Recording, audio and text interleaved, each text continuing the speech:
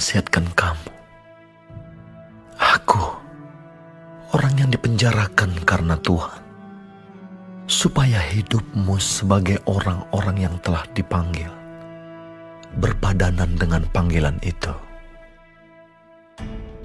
Hendaklah kamu selalu rendah hati, lemah lembut, dan sabar. Tunjukkanlah kasihmu dalam hal saling membantu. Dan berusahalah memelihara kesatuan roh oleh ikatan damai sejahtera. Satu tubuh dan satu roh, sebagaimana kamu telah dipanggil kepada satu pengharapan yang terkandung dalam panggilanmu. Satu Tuhan, satu iman, satu baptisan, satu Allah, dan Bapa dari semua Allah, yang di atas semua, dan oleh semua, dan di dalam semua.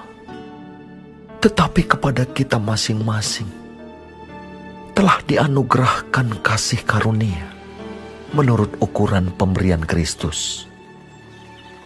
Itulah sebabnya, kata Nas, tatkala ia naik ke tempat tinggi, ia membawa tawanan-tawanan. Ia memberikan pemberian-pemberian kepada manusia. Bukankah ia telah naik? Berarti bahwa ia juga telah turun ke bagian bumi yang paling bawah. Ia yang telah turun, ia juga yang telah naik jauh lebih tinggi daripada semua langit, untuk memenuhkan segala sesuatu.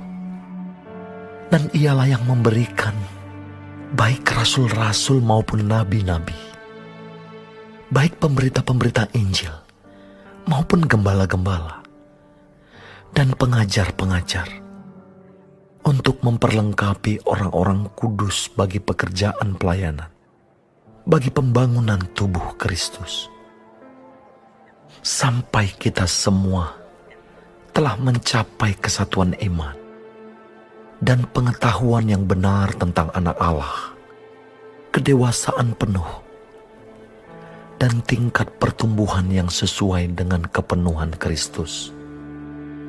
Sehingga kita bukan lagi anak-anak yang diombang-ambingkan oleh rupa-rupa angin pengajaran, oleh permainan palsu manusia dalam kelicikan mereka yang menyesatkan.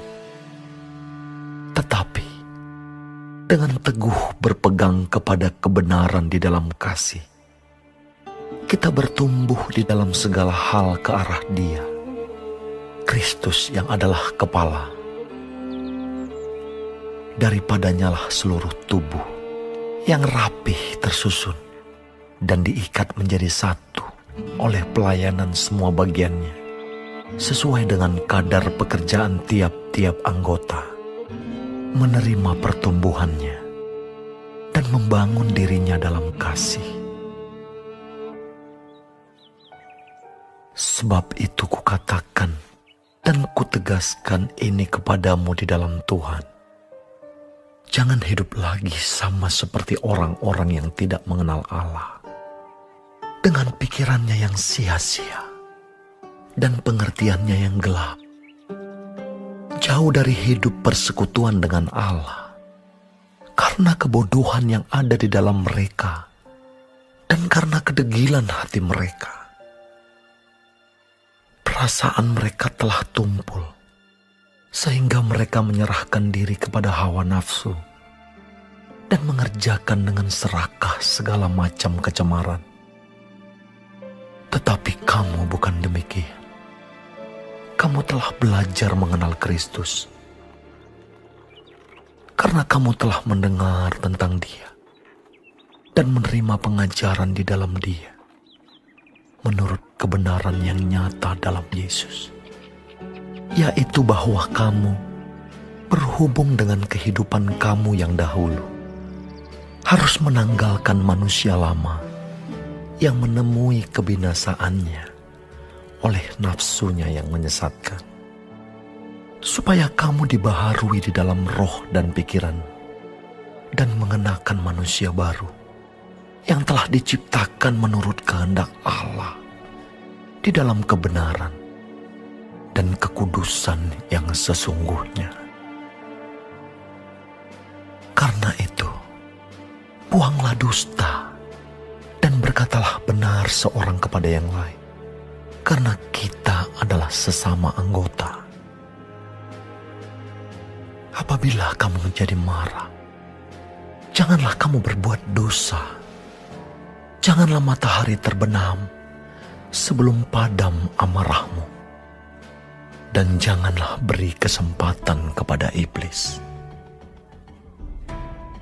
Orang yang mencuri, janganlah ia mencuri lagi, tetapi baiklah ia bekerja keras dan melakukan pekerjaan yang baik dengan tangannya sendiri, supaya ia dapat membagikan sesuatu kepada orang yang berkekurangan. Janganlah ada perkataan kotor keluar dari mulutmu, tetapi pakailah perkataan yang baik untuk membangun di mana perlu, supaya mereka yang mendengarnya beroleh kasih karunia.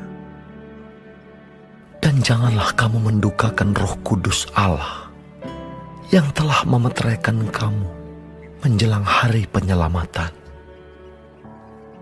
Segala kepahitan, kegeraman, kemarahan, pertikaian, dan fitnah hendaklah dibuang dari antara kamu. Demikian pula segala kejahatan.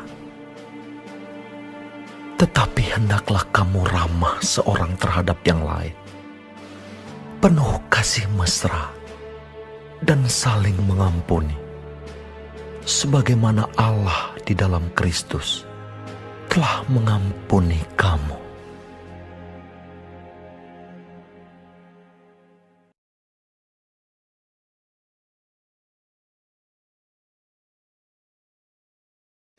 Shalom semua jemaat Tuhan. Kembali kita di dalam pendalaman Alkitab Clear Sight. Sekarang kita sudah memasuki kitab Efesus 4. Tuhan Yesus memberkati. Di dalam ayat 1 sampai 16, kesatuan jemaat dan karunia yang berbeda-beda. Kesatuan di dalam gereja sangat penting bagi perluasan kerajaan Allah. Rasul Paulus berharap agar jemaat di Efesus hidup berpadanan dengan panggilan mereka, yaitu hidup seperti Kristus, rendah hati, lemah lembut, dan sabar. Mereka harus penuh kasih dan saling membangun. Dalam persekutuan harus ada usaha di dalam memelihara kesatuan roh yang diikat oleh damai sejahtera, sebagaimana orang percaya merupakan satu tubuh, satu roh, satu Tuhan, satu iman, satu baptisan, serta satu Allah dan Bapa. Pentingnya kita untuk ikut di dalam pendalaman Alkitab, agar kita semakin memiliki pengenalan yang benar akan Kristus, serta bertumbuh sesuai kepenuhan Kristus. Dengan demikian, kita tidak mudah diombang-ambingkan oleh pengajaran sesat, tipu muslihat yang ingin menjauhkan umat dari Tuhan. Kita harus bertumbuh dan berdiri teguh di dalam kebenaran yang didasarkan pada kasih, serta semakin serupa dengan Kristus sebagai kepala jemaat.